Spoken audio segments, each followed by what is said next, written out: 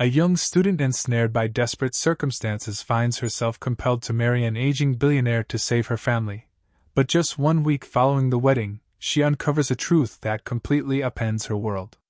Arya cinched the frayed strap of her well-worn backpack, her feet tracing a heavy path down the fractured sidewalk of her neighborhood.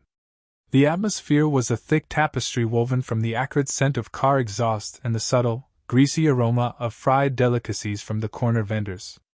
Her breath materialized in gentle puffs against the biting morning air, and she wrapped her coat more securely around herself. The rhythmic tap of her worn sneakers on the pavement was the only sound she permitted her mind to cling to as she neared the bus stop. The bus journey itself was a daily ritual Arya had committed to memory, a fleeting escape before the immense weight of her reality came crashing back down upon her. At 22 years old, she was already shouldering a burden of responsibility that most individuals might never encounter in their entire lives.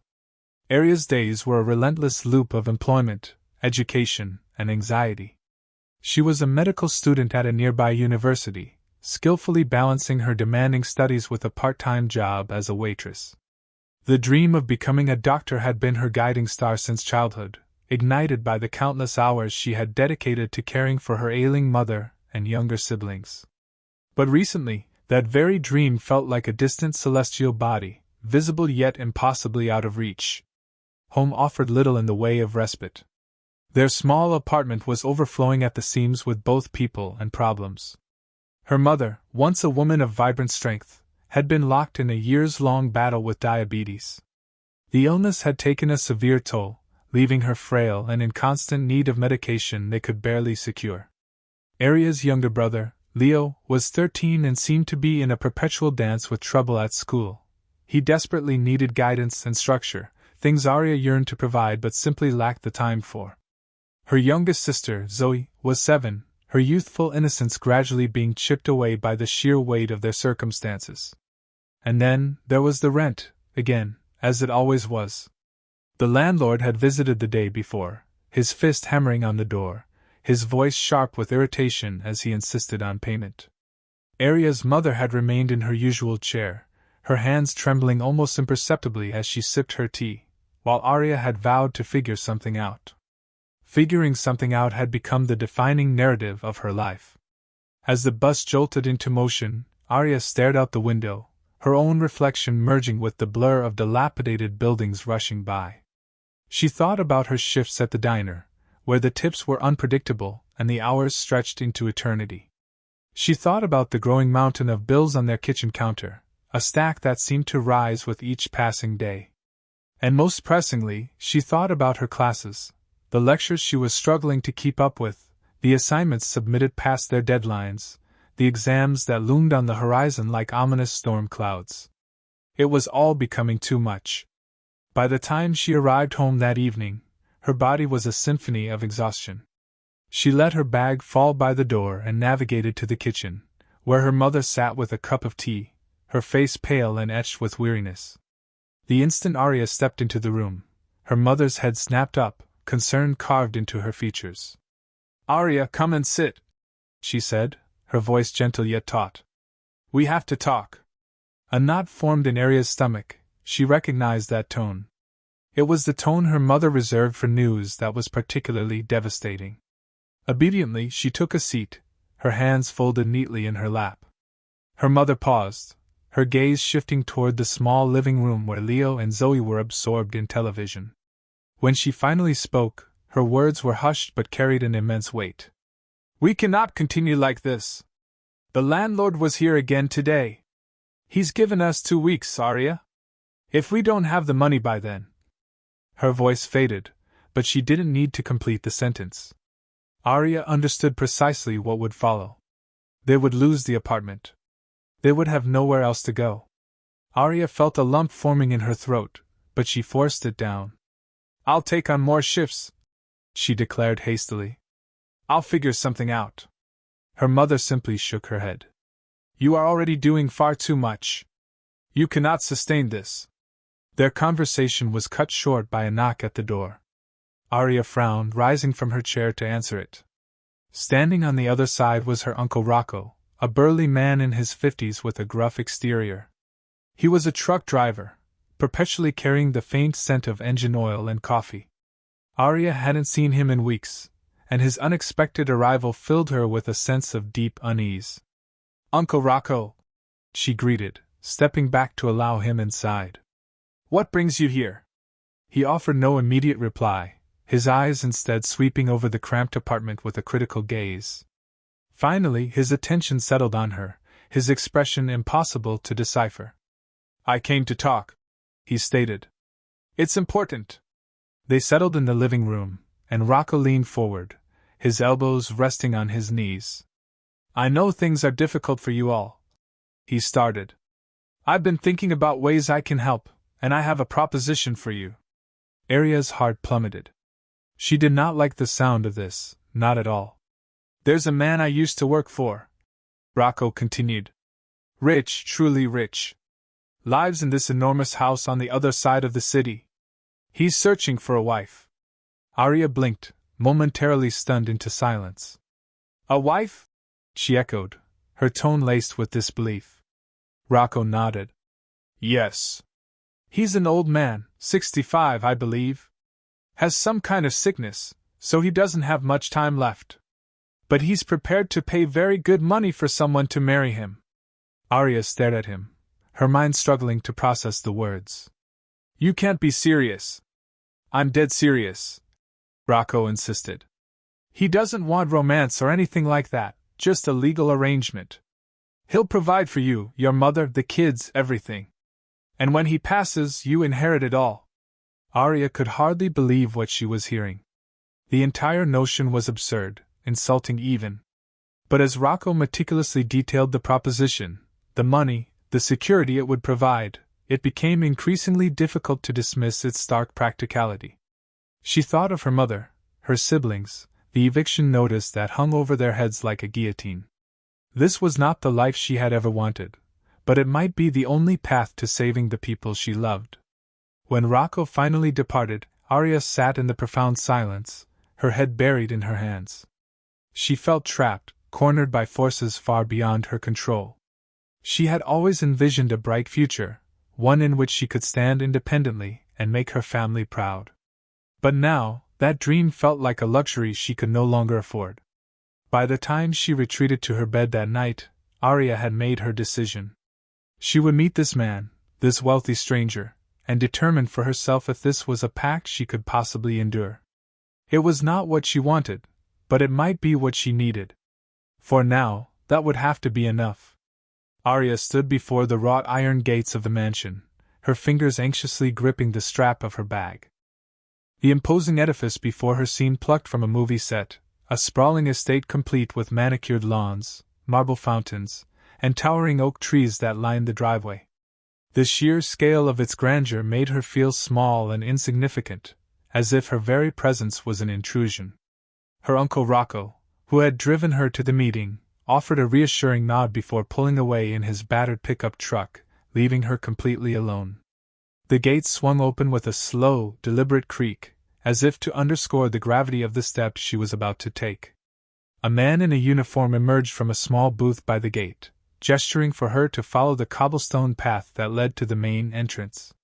Each step felt heavier than the one before, her mind a whirlwind of doubts and questions. What sort of man was Silas? Would he be cruel, dismissive, or something far worse? The uncertainty gnawed at her, but she compelled herself forward. She had no other choice. When she arrived at the front door, it swung open before she could even raise her hand to knock. A butler, tall and impeccably attired in a black suit, welcomed her with a polite bow. "Miss Arya, I presume. Mr. Croft is expecting you. Please follow me." The interior of the mansion was even more lavish than its exterior. Polished floors mirrored the soft luminescence of crystal chandeliers, and the walls were graced with expensive artwork and ancestral portraits. The air carried the faint, pleasant scent of fresh flowers and polished wood, yet there was an undeniable stillness to the place, as though all life had been systematically drained from it. Arya followed the butler down a long corridor, her eyes darting about, attempting to absorb the opulence while simultaneously keeping her nerves from unraveling. Finally, they reached a set of grand double doors. The butler knocked twice before pushing them open, revealing a vast study bathed in a warm, golden light. Bookshelves lined the walls, filled with leather-bound tomes, and a large mahogany desk was positioned near a window that offered a view of the garden. Seated behind the desk was Silas Croft. He was nothing like Arya had pictured. Silas was tall and lean, his posture erect as he leaned back in his chair. His hair, a blend of silver and white, was neatly styled, and he was dressed in a tailored suit that exuded an effortless elegance. His face was marked by the lines of age, but his piercing blue eyes were sharp and perceptive, studying her with an intensity that made Arya feel as if he could see directly into her soul. "Miss Arya," he said, his voice deep and measured. "Please have a seat." She paused for a moment before stepping into the room and lowering herself into the chair opposite him. Silas's gaze remained locked on her, his expression unreadable. Arya's palms grew moist as the silence stretched out between them. "You must be nervous," he said at last, breaking the tension. "I can't blame you. This situation is unconventional, to say the least." Arya nodded, uncertain of what to say. Her voice felt trapped in her throat, so she simply waited for him to proceed. "I understand your uncle explained the arrangement to you," Silas said, folding his hands on the desk. "I want to be perfectly clear about my intentions. I am not seeking a romantic partner, nor am I interested in any form of physical relationship. What I require is a legal spouse, someone who can satisfy the basic requirements of marriage on paper. In return, I will guarantee that you and your family are cared for." His words were calm and businesslike, completely devoid of emotion. Yet, there was an undercurrent of something else, regret, perhaps, or a profound weariness. Arya observed him carefully, trying to discern his true motivations. Despite her initial anxieties, he didn't appear threatening or predatory. If anything, he seemed distant, as though he were already in a place far away in his own mind. "Why me?" Arya asked finally, her voice more stable than she had anticipated. Silas tilted his head slightly, as if mulling over the question. "Your uncle spoke very highly of your character," he said. "You are intelligent, hard-working, and selfless, qualities I admire.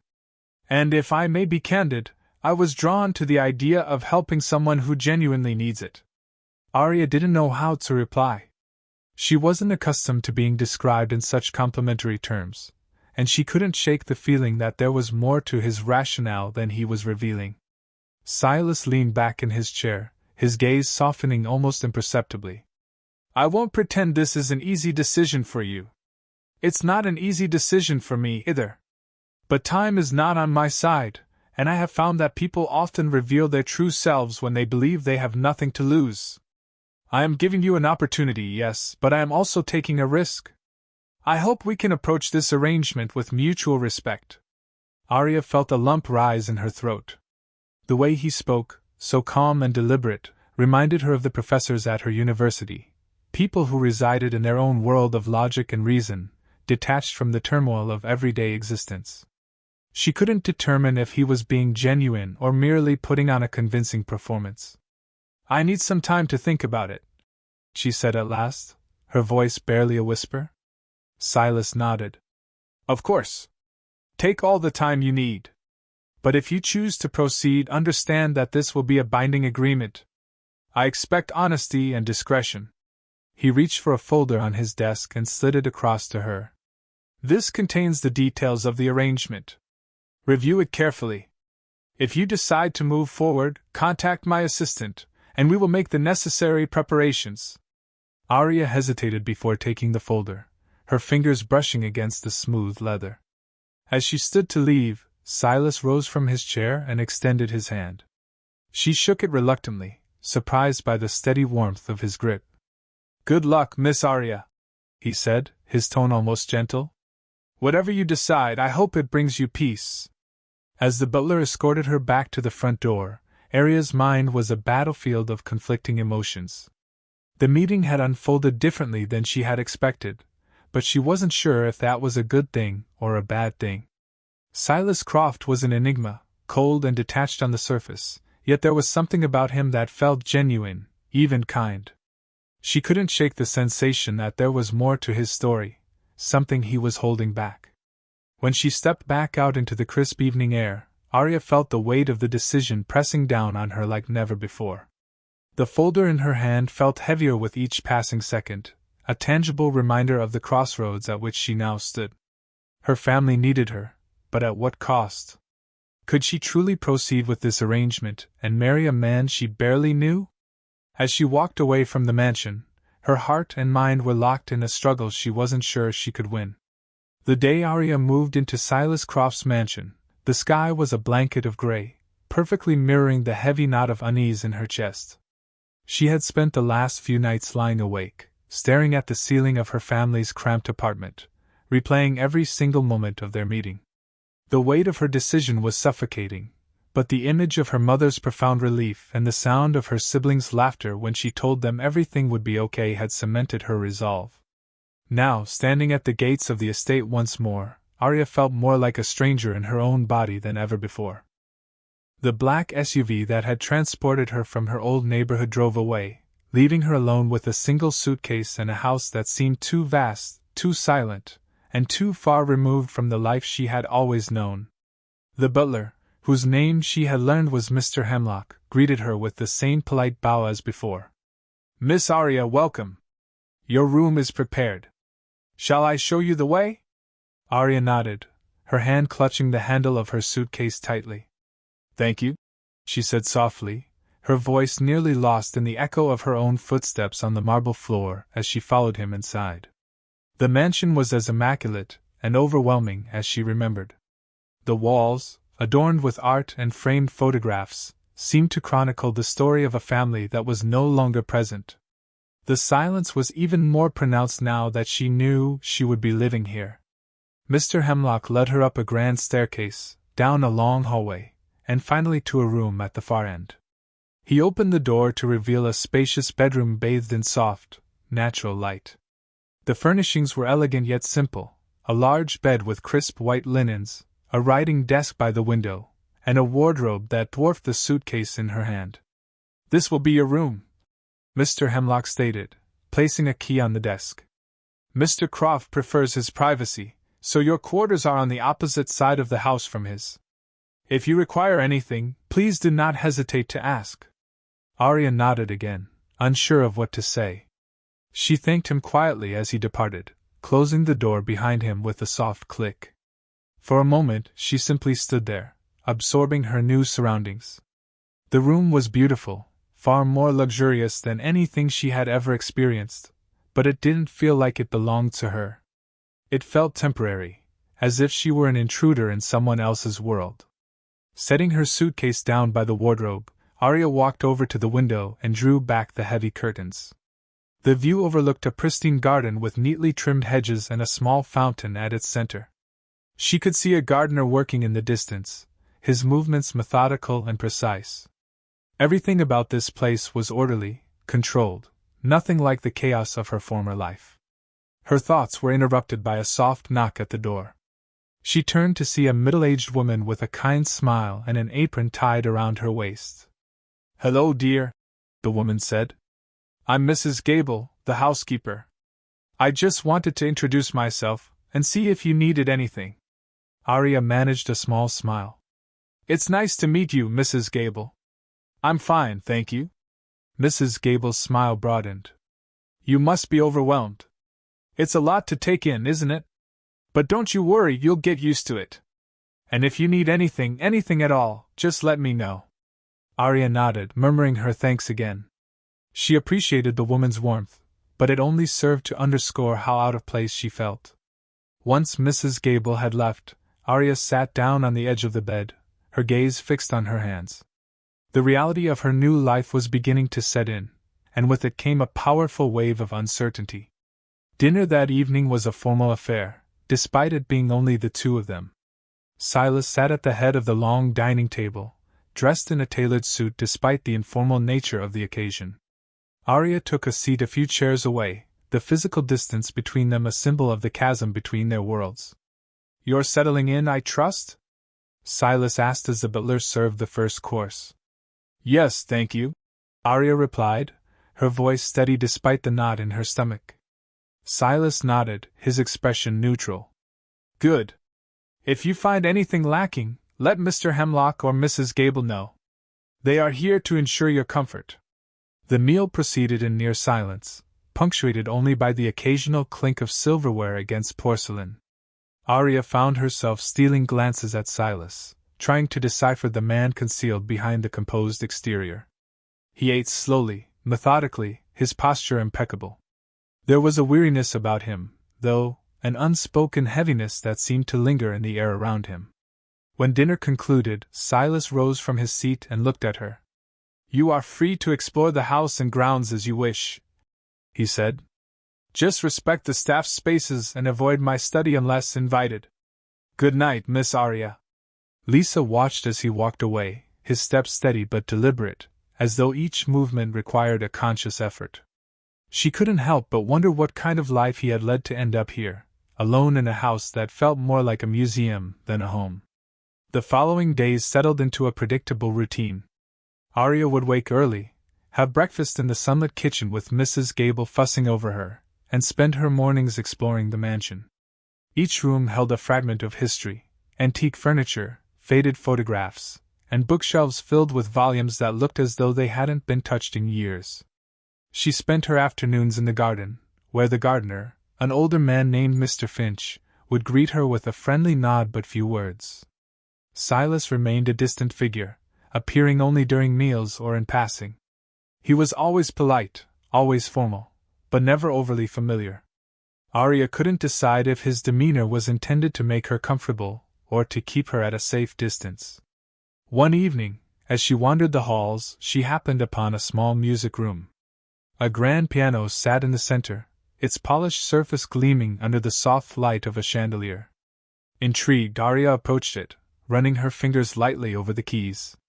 The sound that emerged was soft, almost tentative, but it filled the empty room like a whisper. You play? Silas's voice startled her, and she turned to see him standing in the doorway, his hands clasped behind his back. A little, she admitted, stepping away from the piano. Not well. He entered the room, his movements slow but purposeful, and gestured for her to sit. Play something. Arya hesitated, but his gaze was expectant. She sat down and began to play a simple melody, her fingers fumbling slightly on the keys. When she finished, she glanced up at him, unsure of what to expect. Silas nodded. You have talent. With practice, you could be very good. Arya blinked, surprised by the compliment. It was the first time he had spoken to her with anything resembling warmth. From that moment, something shifted between them. Silas remained reserved, but there were small cracks appearing in his armor, moments when he let his guard down just enough for Arya to catch a glimpse of the man beneath. And while the mansion still felt foreign, Arya began to find small pockets of comfort within its vast walls. But even as she settled into this new life, a nagging feeling lingered at the back of her mind. Silas's illness, though never spoken of, was impossible to ignore.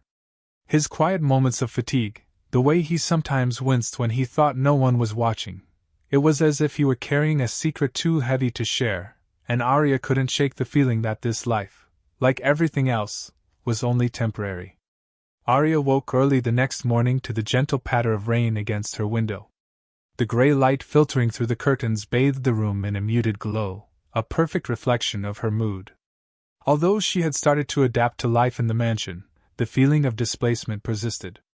Everything felt borrowed, her room, the luxury, the quiet rhythm of her days. It wasn't her world, it was Silas's. After a quiet breakfast with Mrs. Gable, Arya found her way to the library. The vast room, with its towering shelves and plush armchairs, had quickly become her sanctuary. She loved the way the sunlight streamed through the tall windows, casting intricate patterns on the floor, and how the air smelled faintly of old books and wood polish. Today, however, the rain created a different atmosphere, making the space feel cozy yet somber. She chose a book at random and settled into one of the armchairs. The house was unusually quiet, even for this place, and she allowed herself to sink into the stillness, grateful for the brief escape from her own swirling thoughts. Enjoying the library, I see. Arya nearly leaped from her chair. She looked up to see Silas standing in the doorway, his hands clasped behind his back. He was wearing a charcoal gray sweater and slacks, a notable departure from his usual formal attire. His expression was calm but inquisitive, as if he were studying her reaction. "It's my favorite room," she confessed, closing the book in her lap. "There's so much history here." Silas stepped into the room, his movements slow and deliberate, as if he were conserving energy with each step. He gestured to the seat opposite hers. "May I?" Arya nodded, and he lowered himself into the chair with a soft sigh. For a moment neither of them spoke, the rain continuing its gentle tapping against the windows, filling the silence between them. "This house does have history," Silas said finally, his gaze fixed on a distant point beyond the bookshelves. "Though most of it is not as glamorous as it may seem." Arya tilted her head, intrigued by the sudden openness in his tone. "What do you mean?" He leaned back in his chair, his expression thoughtful. "When people look at a place like this, they see wealth, success, stability. What they don't see are the sacrifices, the mistakes, and the regrets that built it." He paused, as if weighing his next words. "I've lived here alone for the better part of a decade. It's a big house for one person." Arya hesitated, unsure if she should ask the question that was on the tip of her tongue, but her curiosity won out. "Why alone? Didn't you have a family?" Silas's lips curved into a faint, bittersweet smile. "I did once. My parents immigrated to this country with nothing but hope and a willingness to work hard. They built a life here brick by brick. I inherited their drive, but not their wisdom. I chased success at the expense of everything else. My marriage fell apart, and I never had children. By the time I realized what I'd lost, it was too late." Arya felt a pang of sympathy. She had spent so much time thinking of him as a distant, unknowable figure that she hadn't considered the weight he carried. "I'm sorry," she said quietly. He met her gaze, his eyes softer than she had ever seen them. "Don't be. I made my choices. I live with them." He leaned forward slightly, resting his elbows on the armrests of his chair. "But enough about me. Tell me about you, Arya. What brought you here besides circumstance?" The question caught her off guard. No one had ever asked her that so directly before. She hesitated, unsure of how much to reveal. "I guess I've always felt responsible for my family," she began, her voice tentative. "My mom's been sick for a long time, and my siblings depend on me. Going to medical school was supposed to be my way of making things better for all of us. But it's hard to focus on your dreams when reality keeps pulling you back." Silas nodded, his expression unreadable. "And now you find yourself here, in a place you never imagined." Arya managed a small smile. "Something like that." There was another stretch of silence, but it didn't feel awkward. It felt as though they were both processing the weight of their respective lives, the choices and compromises that had brought them to this point. "Arya," Silas said, his tone more serious now, "I need to tell you something. I've been meaning to for some time." Her heart skipped a beat. There was something in his voice that made her stomach tighten with apprehension. "What is it?" He exhaled deeply, leaning back in his chair. "I am not a healthy man. I'm sure you've noticed." She nodded slowly, her throat dry. It was impossible not to notice the subtle signs, the way he tired easily, the occasional wince of pain when he thought no one was looking.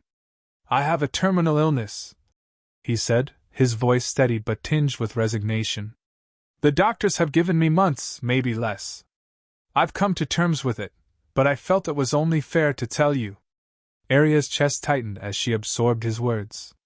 She had suspected he was ill, but hearing it confirmed was entirely different. "I'm so sorry," she said, her voice barely above a whisper. Silas shook his head. "Don't be. We all have an expiration date, Arya. Mine just happens to be closer than most. What matters to me now is how I spend the time I have left." He looked at her, his gaze piercing yet kind. "That's why I wanted someone like you here. Not because I needed a caretaker or a companion, but because I wanted to leave something behind that mattered. Helping you and your family, it feels like the first truly meaningful thing I've done in years." Arya didn't know how to respond. The man she had once thought of as cold and distant was revealing himself to be so much more complex, so much more human than she had imagined. She felt a swell of emotion rise in her chest, a mix of gratitude, sorrow, and something she couldn't quite name. The rain continued to fall as they sat there, the sound a gentle backdrop to the quiet understanding that had formed between them. For the first time, Arya felt a connection to this house, to this man who had seemed like a stranger not long ago. And for the first time, she began to see the potential for something deeper, an opportunity to learn, to grow, and to find meaning in a situation she had never expected. The days following Silas's revelation about his illness were marked by a subtle but profound shift in the mansion's atmosphere. The weight of his words lingered in Arya's mind, reshaping her understanding of him and the life he had lived. He was no longer just a wealthy stranger with a cold exterior. He was a man grappling with his mortality, a man who had made mistakes and was now seeking redemption in his own quiet way. Arya found herself drawn to his presence more often, though their interactions remained measured and polite. There was something grounding about his calm demeanor, something reassuring about the way he carried himself with quiet dignity despite the shadow of his illness. It was as though he had accepted his fate and was determined to face it on his own terms. One morning, as the sun broke through the clouds for the first time in days, Arya made her way to the garden. She had begun spending more time there, finding solace in the neatly trimmed hedges and the gentle trickle of the fountain. To her surprise, she found Silas sitting on one of the stone benches, a book resting on his lap. He looked up as she approached, his expression softening into a faint smile. "Good morning, Arya," he said, closing the book and setting it aside. "You're up early." "I couldn't sleep," she admitted, sitting down on the bench beside him. "I've been thinking a lot about what you said the other day." Silas nodded, his gaze drifting to the blooming roses nearby. "I suppose it's a lot to process." "It is," Arya said, folding her hands in her lap. "But it's also made me think about my own life, about how much I've been running on autopilot, just trying to get through each day." He turned to look at her, his blue eyes sharp yet kind. "What would you do if you didn't have to worry about all of that? If the weight you carry were lifted?" The question caught her off guard. She hadn't allowed herself to think that far ahead in years.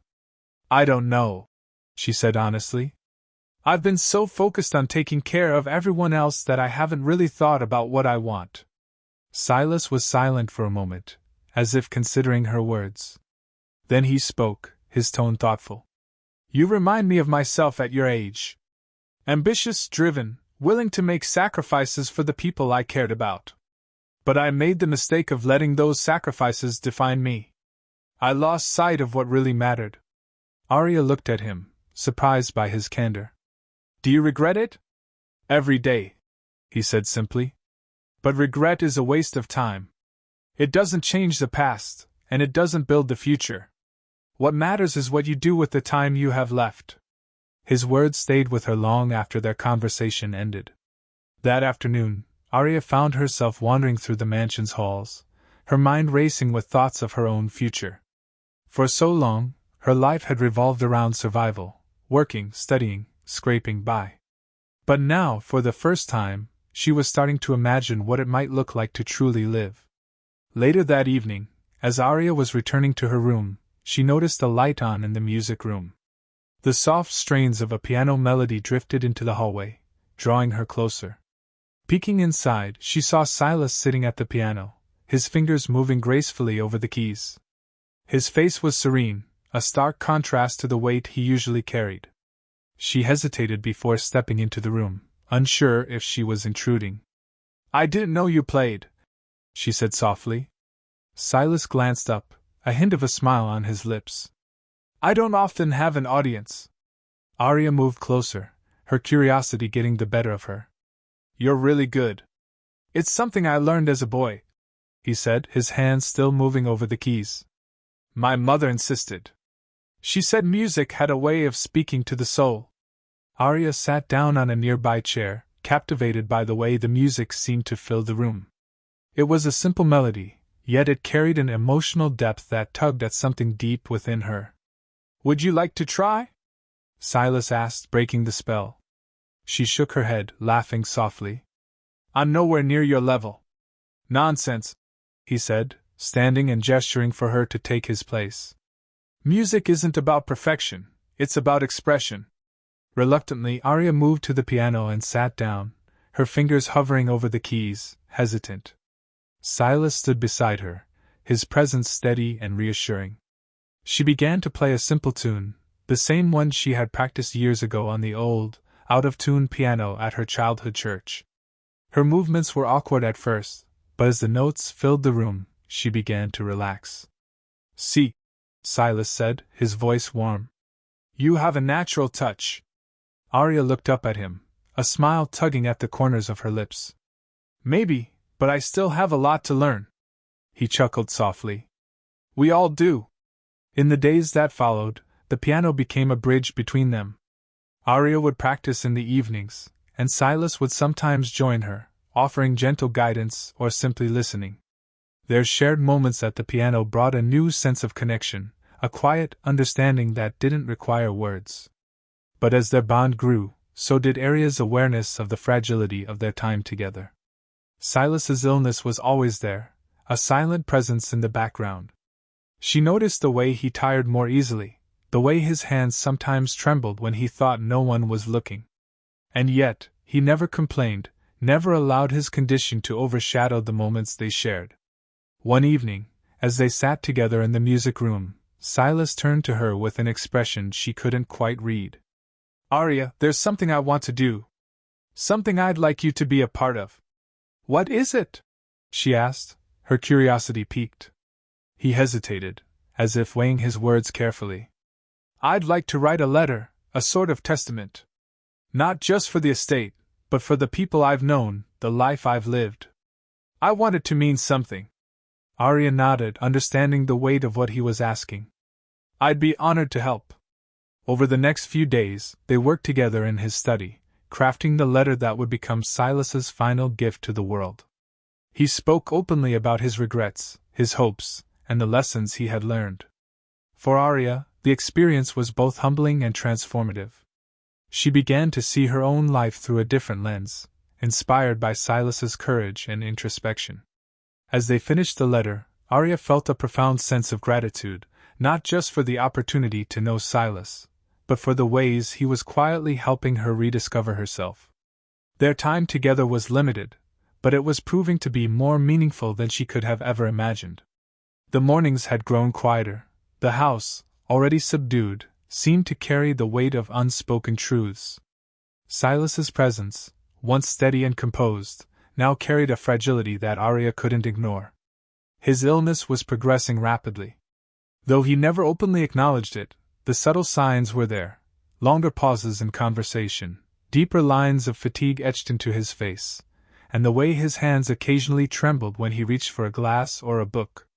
It was during one such morning that Silas invited Arya to join him in the garden. He sat on the same stone bench where they had spoken before, his pale complexion striking against the greenery that surrounded him. Arya brought a cup of tea for him and settled on the bench nearby, sensing that he had something on his mind. "You've been kind to me, Arya," Silas began, his voice soft but steady. "Kinder than I deserve, perhaps. And because of that, I want to share something with you, something I hope will stay with you long after I'm gone." Arya's chest tightened at the words. Though he rarely spoke of his impending death, the reality of it was ever present.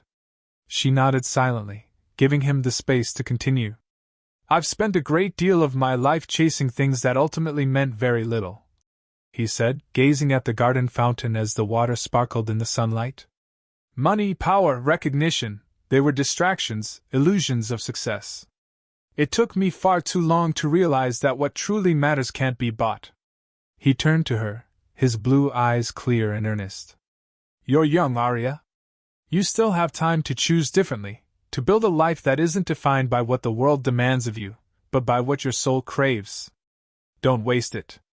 Arya absorbed his words, feeling their weight settle over her. How do you know what your soul craves? She asked quietly. Silas smiled faintly, as if the question carried both simplicity and complexity. You listen. You trust yourself. And you let go of the fear that tells you you're not enough. Over the next 7 days, Silas became more open than Arya had ever seen him. Each day brought a new conversation, a new insight. He spoke of his childhood, growing up as the son of immigrants who had worked tirelessly to give him a better life. He shared stories of his youth, of mistakes made in the pursuit of wealth and status, and of the relationships he had neglected along the way. One evening, as they sat in the music room, he recounted his first love, a woman named Serafina who had been a pianist like Arya. She had this way of making everything feel alive, he said, his voice tinged with nostalgia. But I let her slip away because I was too busy chasing things that didn't matter. Arya noticed the way his hands lingered over the piano keys, his touch lighter than before. Do you still think about her? She asked. Every day, he admitted. Not with regret anymore, but with gratitude. She taught me something I was too young to understand at the time, that love is the only thing worth holding on to. Not the kind of love that demands or controls, but the kind that simply is. His words stayed with Arya long after the conversation ended. She found herself reflecting on her own life, on the choices she had made and the ones she had yet to make. For so long, her existence had revolved around duty and survival, but now she was beginning to see a different path, a path defined not by obligation but by purpose. On the 6th day, Silas invited her to his study. A large wooden chest sat on the desk, its surface worn with age. I want you to have this, he said, gesturing to the chest. Inside you'll find letters, photographs, pieces of my life that I've held on to over the years. They don't mean much to anyone else, but to me, they're a record of everything I've lived and learned. Maybe they'll mean something to you, too. Arya hesitated, her hands hovering over the chest. Why are you giving this to me? Because you've listened, Silas said simply. And because I see in you the kind of courage I wish I'd had at your age. She opened the chest carefully, her fingers brushing against the edges of faded photographs and handwritten letters. Each item felt like a window into Silas's past, a life filled with both triumphs and regrets, moments of joy and pain. As she sifted through the contents, she felt an overwhelming sense of connection to this man who had once been a stranger. On the 7th day, Silas asked Arya to join him in the library. The rain had returned, casting the room in a soft gray light. He sat in his usual chair, a blanket draped over his legs, and gestured for her to take the seat across from him. I have one last thing to ask of you, Arya, he said, his voice quieter than usual. Anything, she said, her heart heavy with the knowledge that their time together was nearing its end. When I'm gone, don't let this place become a burden. Let it be a stepping stone, a foundation for whatever you choose to build. Use it to help others, to create something meaningful. Promise me that. Arya's throat tightened as she nodded. I promise. Silas smiled, a faint but genuine expression of peace. Good. Then I can rest easy. That evening, after dinner, Arya helped him to his room. He moved slower than usual, his steps unsteady, but he insisted on walking himself. As she tucked the blanket around him and turned to leave, he called her name one last time. Arya, he said, his voice soft but steady. You've given me more than you realize. Thank you. Tears stung her eyes as she smiled at him. Good night, Silas. The next morning, Arya found him peacefully lying in his bed, his expression serene, as though he had simply drifted away in his sleep. On the bedside table was a letter addressed to her. Her hands trembled as she picked it up, her heart breaking and swelling all at once.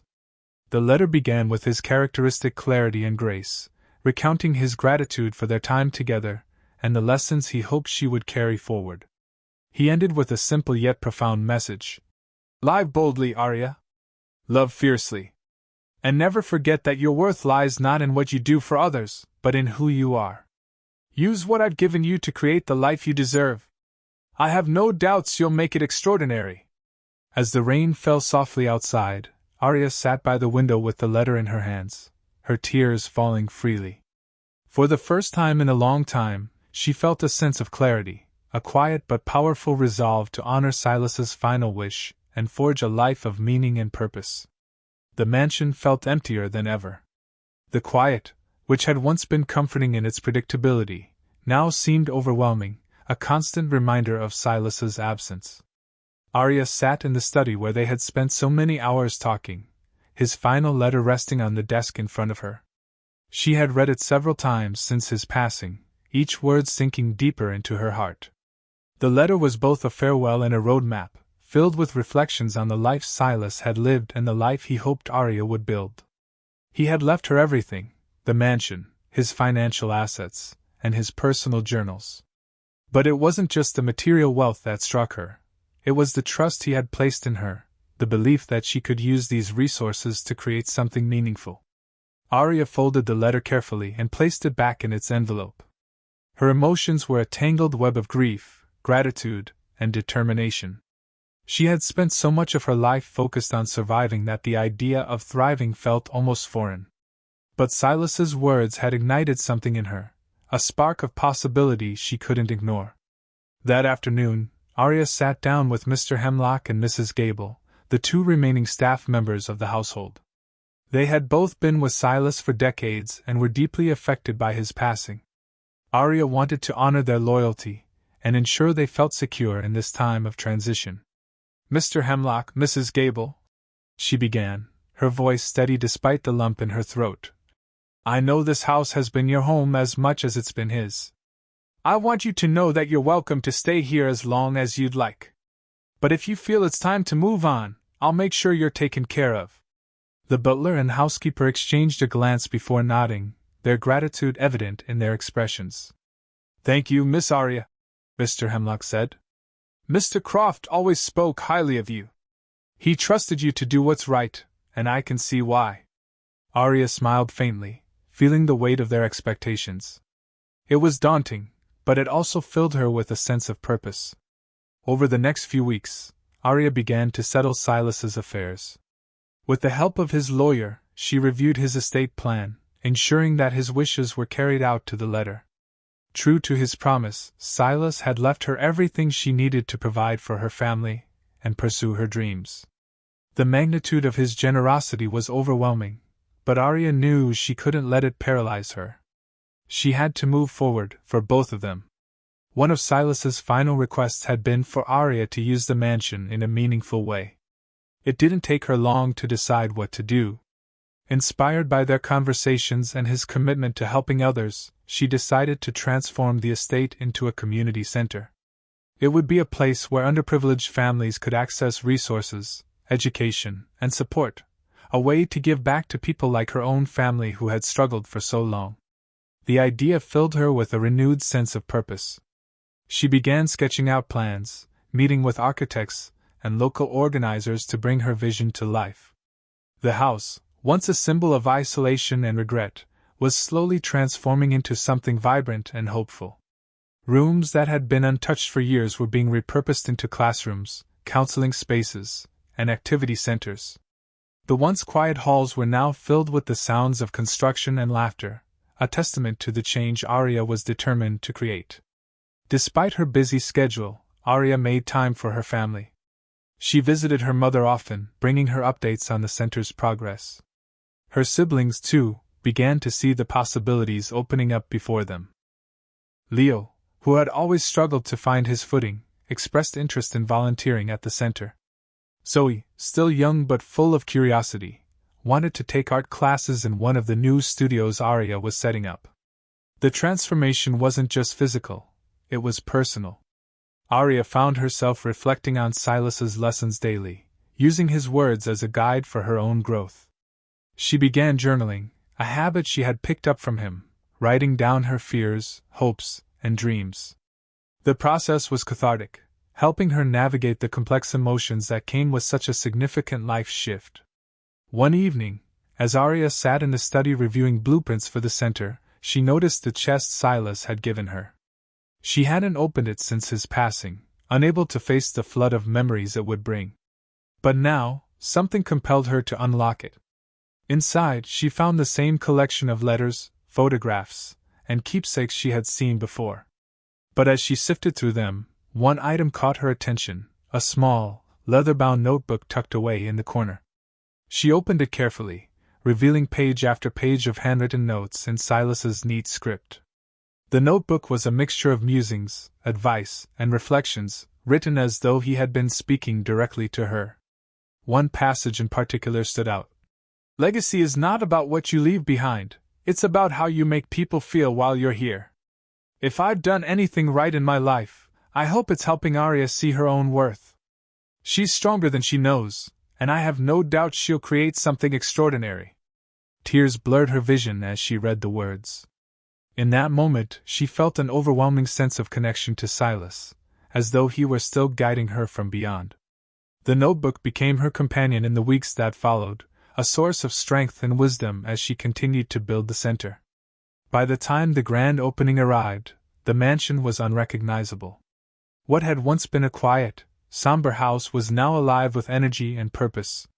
Families filled the halls, children's laughter echoing through the rooms, and local volunteers bustled about, ensuring everything ran smoothly.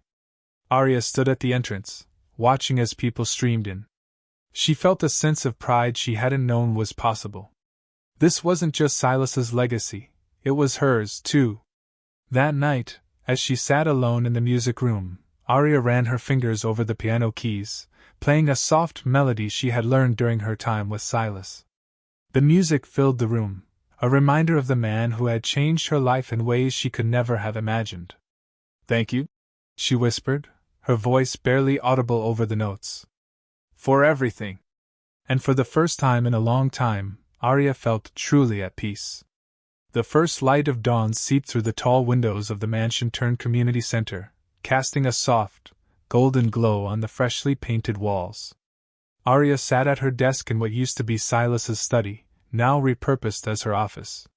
The familiar weight of his leather-bound notebook rested in her lap, its pages worn from the countless times she had flipped through them. The mansion, once a silent monument to isolation, was now a vibrant hub of activity. It had been a year since Silas's passing, and in that time, Arya's life had undergone a transformation she could never have imagined. The community center had grown beyond her wildest dreams, offering classes, counseling, and resources to hundreds of families in need. The halls were no longer quiet but filled with laughter, conversations, and the occasional sound of music drifting from the repurposed music room. Arya's family had become a cornerstone of the center's success. Her mother, now healthier thanks to access to better medical care, volunteered in the kitchen, helping prepare meals for visitors. Leo had found a sense of purpose working with the center's youth programs, mentoring kids who reminded him of himself. Zoe, bright-eyed and curious as ever, had taken to drawing murals on the walls of the children's playroom, her creativity flourishing in the supportive environment. Arya herself had grown in ways she hadn't anticipated. Running the center was no small task, but with every challenge came a new lesson, a new opportunity to push beyond her limits. She often thought of Silas during those moments, of his calm wisdom and the way he had encouraged her to trust herself. His voice echoed in her mind, a steady guide through the chaos. Today was a special day. The center was hosting its first annual Legacy Gala, an event designed to raise funds and celebrate the lives that had been changed through their work. Guests were beginning to arrive, and Arya could hear the faint hum of chatter and laughter from the grand hall downstairs. She had spent weeks planning the event, ensuring that it honored not only the community but also Silas's memory. Arya closed the notebook and placed it gently on her desk. She stood, smoothing the fabric of her dress, a simple yet elegant navy gown that reminded her of the one she had worn at her wedding to Silas. The memory brought a bittersweet smile to her face. That day had been the beginning of a journey she hadn't fully understood at the time, a journey that had brought her here. As she descended the grand staircase, the sight that greeted her was overwhelming. The once formal dining hall was now alive with color and movement. String lights hung from the ceiling, casting a warm glow over the crowd. Tables were adorned with floral centerpieces, and a band played soft jazz in the corner. Families, donors, and volunteers mingled, their faces alight with joy and gratitude. At the center of it all was a large photograph of Silas, displayed on an easel near the entrance. The image captured him in a rare, candid moment, a faint smile softening his usually stoic features. Beneath the photo was a plaque that read, "In loving memory of Silas Croft, a legacy of wisdom, generosity, and second chances." Arya made her way to the stage, her heart pounding as she prepared to address the crowd. As she stepped up to the microphone, the room fell silent, all eyes on her. "Good evening, everyone," she began, her voice steady despite the emotions bubbling beneath the surface. "Thank you for being here tonight. This event is more than just a celebration, it's a testament to what we can achieve when we come together as a community. And it's also a tribute to the man who made all of this possible." She glanced at the photograph of Silas, drawing strength from his image. Silas Croft was many things: a businessman, a philanthropist, and above all, a teacher. In the short time I knew him, he taught me lessons that have shaped the person I am today. He showed me that life isn't about what we accumulate, but about the impact we have on others. He believed in second chances and in the power of kindness to change lives. And because of him, we are all here tonight. The audience erupted into applause, their faces glowing with appreciation. Arya took a moment to compose herself before continuing. "This center is not just a place, it's a promise. A promise that no matter where you come from or what challenges you face, you have a place to belong, to grow, and to thrive. And I know that if Silas were here tonight, he'd be proud of what we've built together." As the applause rose again, Arya stepped back from the microphone, her heart swelling with pride and gratitude. The rest of the evening passed in a blur of handshakes, conversations, and smiles. Guests shared stories of how the center had touched their lives, and Arya felt a profound sense of fulfillment, knowing that Silas's legacy had become a living, breathing reality. Later that night, long after the last guest had left and the lights had dimmed, Arya found herself in the music room. She sat at the piano, her fingers brushing against the keys. The room was quiet now, the echoes of the evening's celebration lingering in the air. She began to play a soft melody, the same one Silas had taught her in their fleeting moments together. As the notes filled the room, she closed her eyes, letting the music carry her back to those conversations, those lessons, and the quiet strength of the man who had changed her life. When the final note faded, Arya opened her eyes and looked around the room. It was no longer the somber, lonely place it had once been. It was filled with memories, hope, and the promise of a brighter future. Standing, she glanced out the window, where the first light of dawn was beginning to creep over the horizon. A new day was coming, and with it, new challenges, new opportunities, and new lives to touch. Arya smiled, her heart full, as she whispered the words that had become her mantra. "Live boldly, love fiercely, and never forget your worth." She turned off the light and walked out of the room, ready to embrace whatever came next.